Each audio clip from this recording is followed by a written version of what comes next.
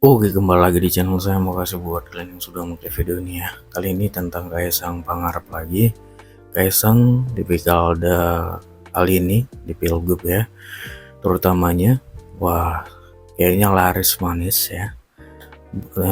Ratingnya makin hari makin tinggi ya. Dan partai-partai juga udah banyak yang melirik. Kali ini dari PKS ya.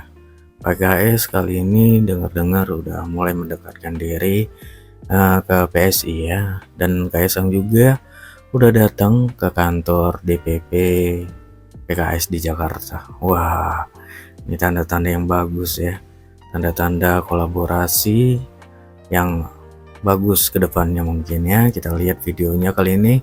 Obong membahasnya. Sebelum kita ke videonya, bantu subscribe dulu channel saya yang belum subscribe.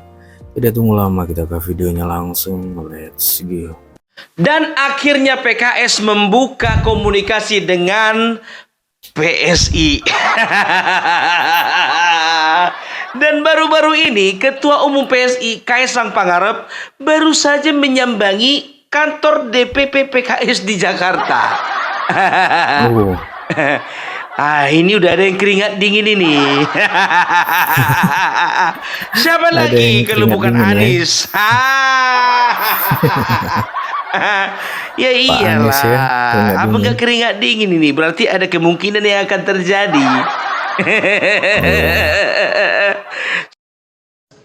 Kami dari DPP PSI mengucapkan terima kasih sebanyak-banyaknya karena kami sudah diterima di DPP PKS.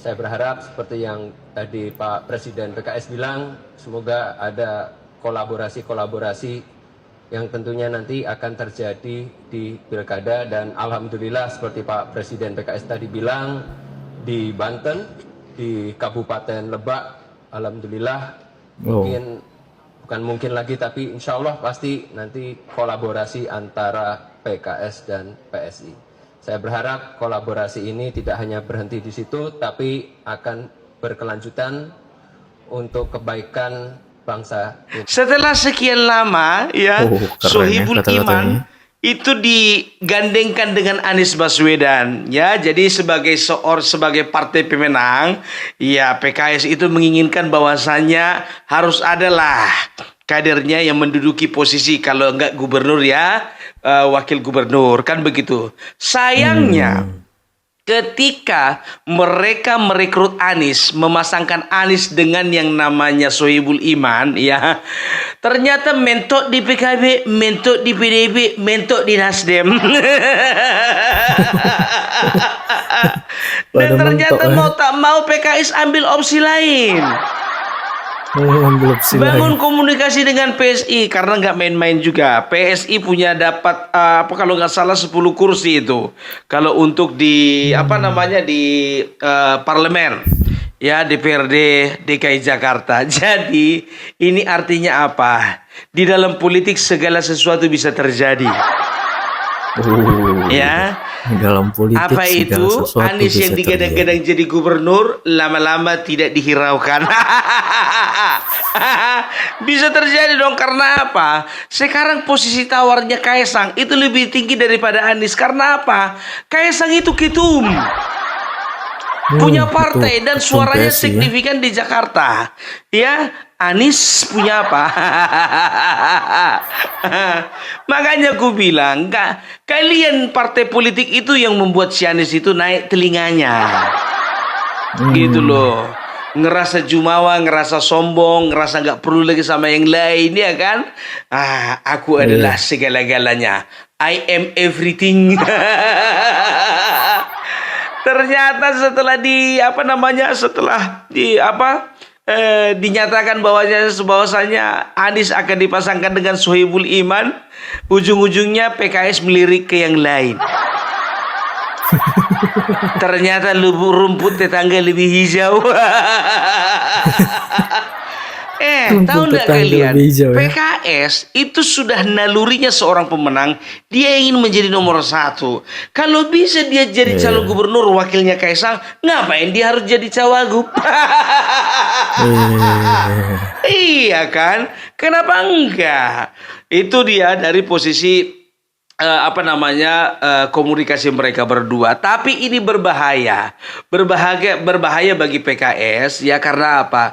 Kan kita tahu bahwa PKS ini adalah partai politik berbasiskan agama ya. Jadi mungkin para pemilih-pemilih fanatik ini ya itu akan bergeser ya, akan mengalihkan dukungannya ke pasangan lain. Apakah PKS akan siap dengan hal itu? Anak-anak Abah kan ngumpulnya di situ. Tapi kalau menurutku ya sudah waktunya PKS itu membuka diri, sama halnya dengan PAN. PAN itu juga dulu berbasis agama ya, walaupun namanya Partai Amanat Nasional. Tapi makin sekarang ya kita lihat makin terbuka, makin penuh warna, ya makin bisa menerima perubahan, kan begitu. Kita nggak menutup kemungkinan kalau PKS juga seperti itu ya kan. Biarlah bukannya meninggalkan prinsip-prinsip agama, tidak ya, biarlah semuanya itu berjalan sesuai dengan zaman gitu ya. Kalau misalnya mereka motivasinya ingin menjadi partai terbuka, tapi kalau motivasinya cuma hanya ingin menang ya, karena gimana pun juga pertarungan itu mencari siapa menang siapa kalah. Segala sesuatu bisa saja terjadi gitu loh ya. Jadi kita nggak bisa tebak ya. Anies gimana kabarnya? Iya ya. Jadi itulah, kalian pula terlalu ngotot. PKB ingin wakilnya si Anu, Nasdem ingin wakilnya si Anu, PDIP ingin wakilnya si Anu. Kalian itu berhak untuk menentukan calon gubernur. Kenapa harus Anies yang jadi gubernur? Kalian bisa.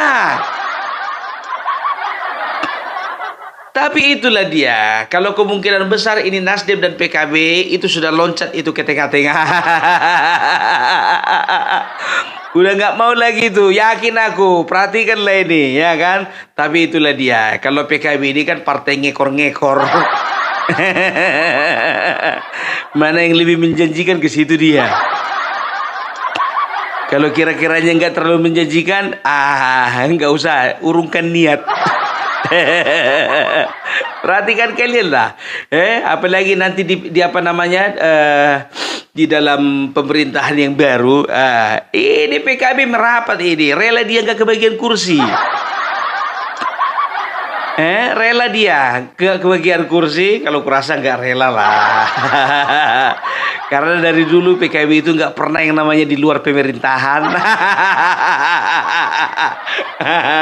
Ya, kembali lagi ke topik di Jakarta. Memang Kaisang itu punya nilai tawar yang tinggi di daerah Jawa Tengah. Tidak menutup kemungkinan ya. Kaisang juga bisa kembali lagi ke Jakarta. Cuman kalau menurutku ya, ini menurutku ya. Menurutku Kaisang di Jawa Tengah aja. Karena apa? Jawa Tengah itu lebih membutuhkan Kaisang daripada Jakarta. Karena kita tahu sendiri bahwa gubernur sebelumnya belum mampu untuk mengangkat perekonomian Jawa Tengah. Ya, karena nanti kalau misalnya Kaisang di Jakarta, paling yang diurusi masalah kemacetan lalu lintas. Masalah relokasi.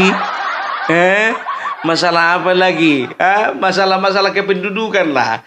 Jadi Kaisang lebih bagus di Jawa Tengah. Karena pun juga kan, itu kan kandang banteng. Biar nampak dulu pertarungan itu gitu loh, iya kan? Bagaimana kira-kira Trah Jokowi lawan Banteng? Kita mau lihat dulu. Selama ini kan koar-koarnya kan besar sekali. Ya kita harus buktikan mana yang terkuat kan gitu. Udahlah, Jakarta nggak usah lah, karena konsentrasi kita udah bukan di Jakarta lagi nanti kan, konsentrasi kita juga ke IKN. Gitu loh ya.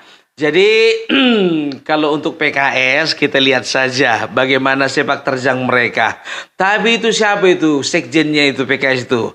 Abu Bakar Al-Habsyi mengatakan bahwasanya presiden itu sudah menyodorkan anaknya. Kurang kerjaan emang presiden. Kadang-kadang begini loh, kadang jumpa ya kan begitu kan. Nah, ditanya contohnya gitu, Pak Pres, gimana kalau kira-kira misalnya anakmu itu sama kami aja lah, sama-sama mencalonkan di DKI Jakarta. Ya terserah dia. Ya kalau misalnya mau, kalau sur angkat, nggak sur gak usah. Diputar balikkan lah kata-kata itu gitu loh. Sedangkan presiden juga sudah cross check dan juga sudah klarifikasi bahwasanya tidak ada dia menyodorkan namanya Kaisang kan begitu. Lawang saya juga bukan ketua partai yo. Saya ini bukan pemilik partai. Saya tidak punya hak menyodorkan calon. Nggak usah terlalu mengada-ada. Kalau mengharap bilang. Ya karena toh juga sudah ada komunikasi yang dibangun antara PKS dan PSI. Contohnya ada di Banten, ya, ada di Lebak. Jadi mereka itu cagupnya itu dari PKS, cawagupnya itu dari PSI. Iya kan? Jadi artinya apa? Berarti politik di bawah itu sudah cair gitu loh. Jadi nggak usah terlalu idealis lah. Karena tujuannya kan menang. Nggak ada yang lain gitu loh. Kenapa yang jadi pusat perhatian yang di pusat aja? Ya coba di tingkat kabupaten itu ya. Kita nggak tahu loh PDIP bergandengan tangan dengan PSI. Iya kan? Kita nggak bisa lihat juga bagaimana PDIP bergandengan tangan dengan PKS. Gitu, banyak itu perhatikan kalian lah, ya kan. Jadi udahlah, ya kita sama-sama simak bagaimana pertarungan politik ini boleh terjadi, ya. Gimana pun ceritanya, anak muda selalu terdepan. Aduh, PKS. Iya, kalau ku bilang udahlah, jadilah kalian partai terbuka, sama halnya seperti PAN. Oke? Salam NKRI, NKRI harga mati.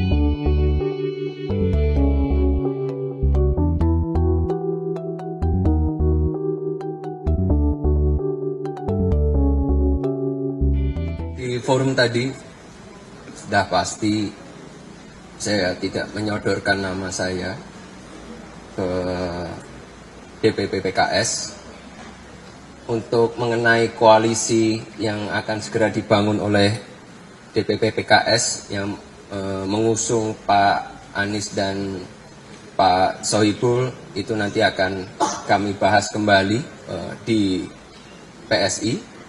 Tapi ya ini menurut saya pribadi ya Pak Presiden PKS nih sebagai pemenang pemilu di Jakarta punya 18 kursi.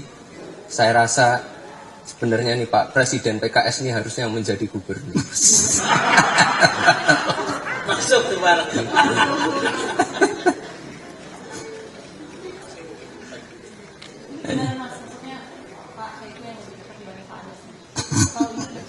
Enggak, saya kan sebagai pemenang di Jakarta saya rasa jauh lebih elok kalau ini mengusung gubernur. Iya. Berarti kadernya PKS menjadi gubernur begitu. Ya kurang lebih seperti itu.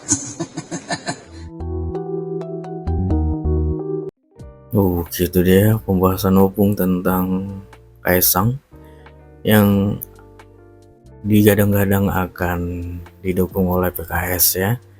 Wah, kita tunggu lah ya. Soalnya menarik sekali nih.